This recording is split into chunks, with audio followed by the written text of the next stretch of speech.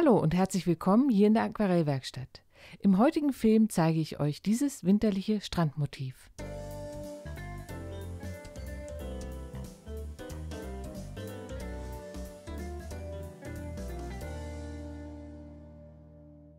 Für dieses Bild verwende ich folgende Farben: Jaune Brillant von Schminke, Ultramarinblau, Titanweiß ebenfalls von Schminke, Neutraltinte, Sienna gebrannt, Kobaltblau, Zylinblau, Alizarin Karmesin, Cadmiumfreies Cadmiumrot und Lichter Ocker von Winsor Newton. Ich arbeite auf gutem Büttenpapier von Arches 300 Gramm Graphit. Das Format ist ungefähr DIN A4. Weiterhin benötige ich Pinselseife, um meinen Kunststoffpinsel vor dem Auftrag mit Maskierflüssigkeit entsprechend vorzubereiten. Die Maskierflüssigkeit heute ist Robelcrêpe von Schminke. Außerdem brauche ich eine kleine Sprühflasche und einige Pinsel. Ihr seht einen großen Eichhörnchenhaar-Verwaschpinsel, den Kunststoffpinsel Perla von Escoda und zwei Rotmarderhaarpinsel, einmal in Größe 8 und die Größe 12.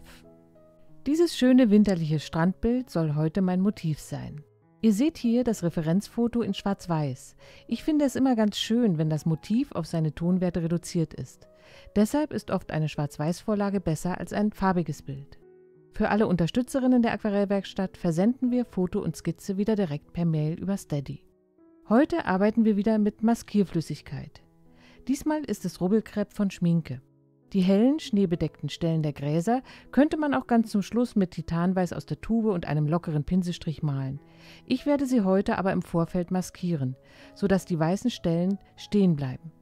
Beides hat Vor- und Nachteile. Bei der Verwendung von Robelcrêpe ist es manchmal so, dass die doch recht starren und fast ausschablonierten Formen später schwer wieder ins Bild zu integrieren sind. Der Vorteil ist, dass ich mir durch die maskierten Flächen das Endergebnis meines Bildes besser vorstellen kann, als wenn ich mir den weißen Farbauftrag bis zum Schluss aufsparen würde. Zunächst schaue ich also noch einmal auf mein Foto und male alle hellen Bereiche, die sich deutlich vor einem dunkleren Hintergrund abheben. Dies sind die schneebedeckten Gräser und die Schneehauben auf den Holzpfählen. Hierfür verwende ich heute einen neuen und sehr spitzen Kunststoffpinsel von Escoda, der wirklich ganz feine und zarte Striche ermöglicht. Unter dem Video findet ihr wie immer die Links mit den Materialien, die ich verwende. Bevor wir nun mit dem Himmel weitermachen, muss sichergestellt werden, dass das Robelcrêpe ganz trocken ist. Lieber hier einmal mit dem heißen Föhn über das Blatt gehen, als zu früh weiterzumalen. Diesen winterlichen Himmel möchte ich im Gegensatz zur kühleren Farbe des Wassers und des Schnees im Vordergrund recht warm gestalten. 1/3 warme Farben und 2/3 kühlere Farben im Bild sind auf jeden Fall erst einmal ein guter Plan. Ich mische also Cadmiumrot, hier ist es die cadmiumfreie Variante von Winsor Newton, mit etwas Kobaltblau und später auch etwas Neutraltinte zu einem warmen, neutralen Grauton, in dem das Rot deutlich dominiert. Mit viel Wasser arbeite ich auf trockenem Papier.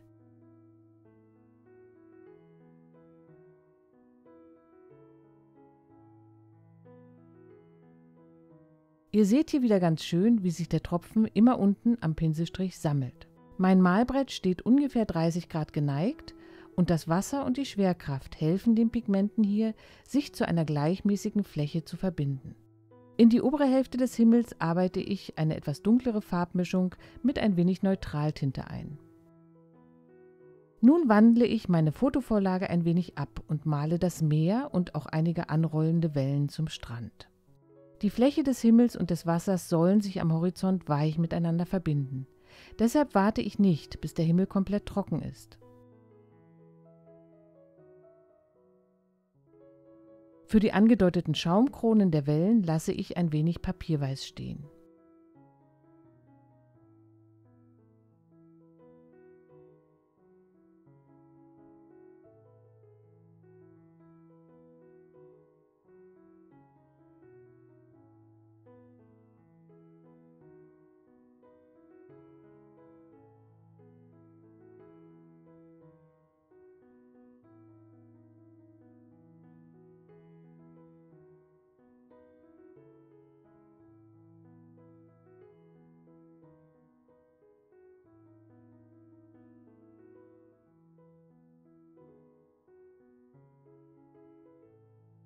Nach vorne hin kommt Sienna gebrannt in die Mischung. Hier will ich ein wenig feuchten Sand andeuten.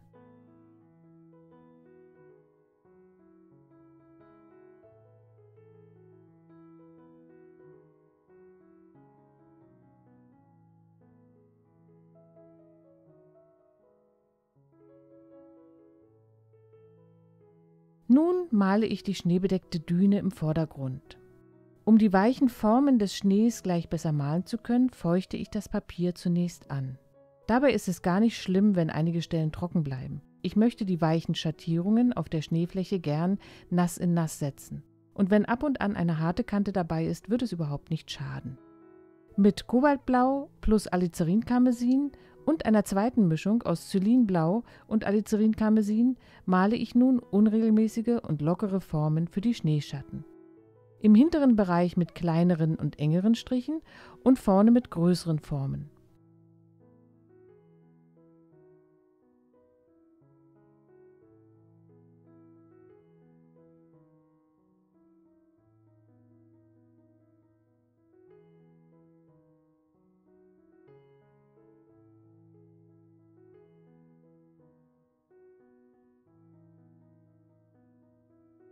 Ihr seht, wie ich hinten mit der Pinselspitze und vorne mit dem gesamten Pinselbauch arbeite, um möglichst variable Farbaufträge zu bekommen.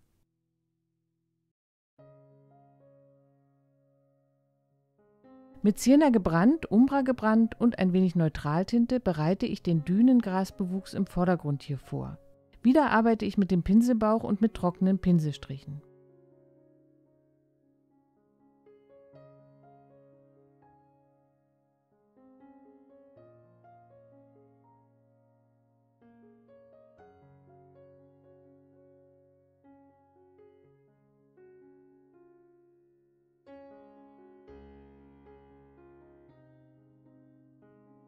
Vorne schließe ich die Schattenform im Schnee und ein paar Spritzer geben noch etwas Lockerheit in den Vordergrund.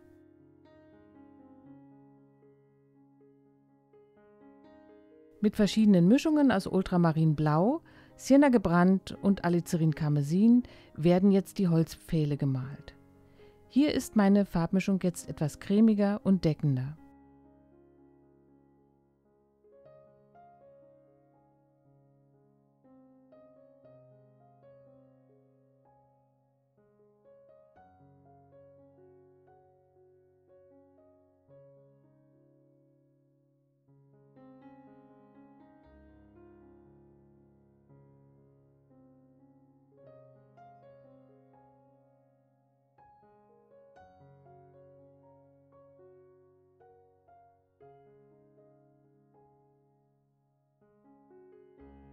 Im unteren Bereich der Pfähle überwiegen die wärmeren Farben und ich versuche ab und an helle Stellen für Gräser stehen zu lassen.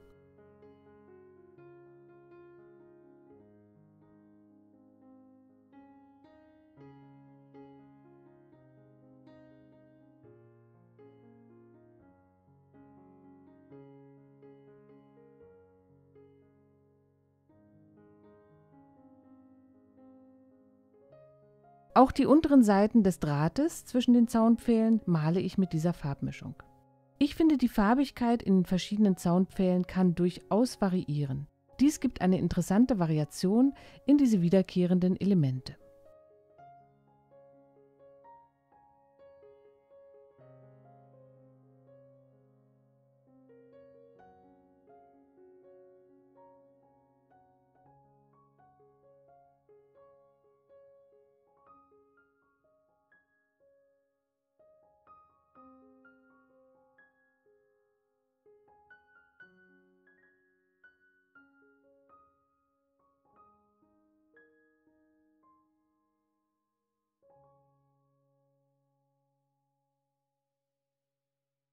Zwischendurch setze ich ab und an einige dunkle Striche für Gräser in die Fläche.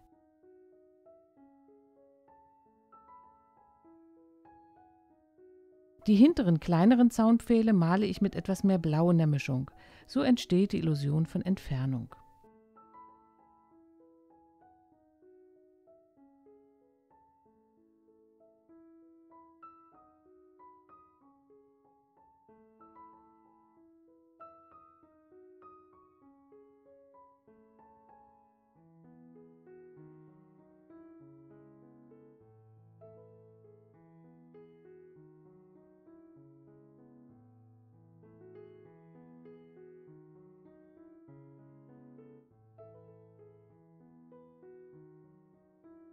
Hier hinten liegt zwischen den Zaunpfählen ein großer Stein. Ich male ihn mit einer Mischung aus Sienna gebrannt, Ultramarin und etwas Alizarin-Karmesin.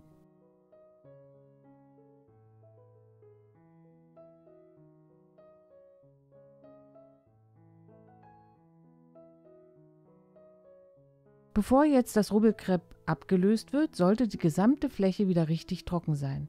Es kann sonst passieren, dass man sich durch das Abreiben der Maskierflüssigkeit die noch feuchte Farbe verschmiert und eventuell das ganze Bild ruiniert. Mit trockenen Händen rubble ich jetzt also die Maskierflüssigkeit ab und wir sehen schon, dass die hellen Formen unbedingt noch in mein Bild eingearbeitet werden müssen. Auf dem Foto können wir auch deutlich sehen, dass die Gräser eine helle, lichtbeschienene, aber auch eine dunkle, schattige Seite haben. Hierfür mische ich mir jetzt Kobaltblau und Alizarin-Karmesin zu einem Violettton und male diese schattigen Bereiche.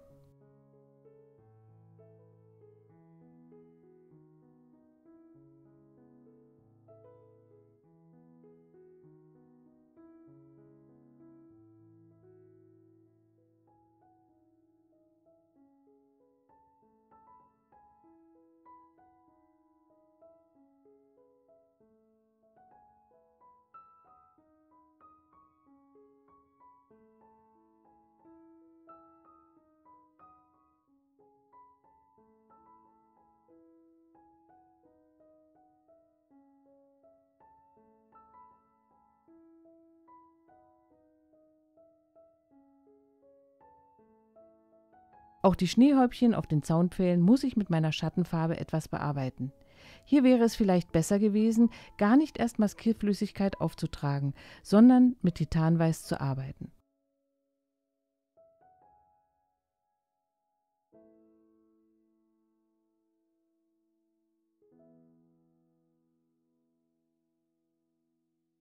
Einige kleine Schatten an der unteren Basis der Gräser sind jetzt noch wichtig.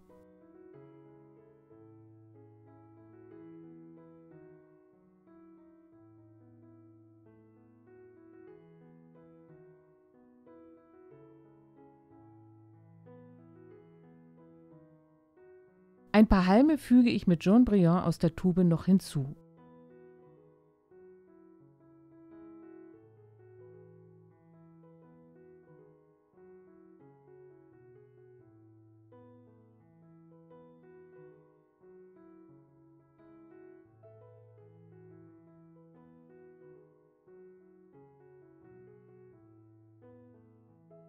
Mein Bild ist nun fast fertig, nur eine Kleinigkeit fehlt noch.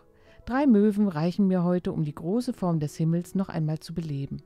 Sie bekommen ein kleines Häubchen mit Titanweiß direkt aus der Tube und auch die Schneehauben auf dem Zaun arbeite ich so noch einmal nach. Ich hoffe, mein winterlicher Ausflug zum Strand hat euch Spaß gemacht und ihr habt jetzt Lust, es auch einmal auszuprobieren. Ich wünsche euch viel Freude dabei und sage Tschüss, bis zum nächsten Mal.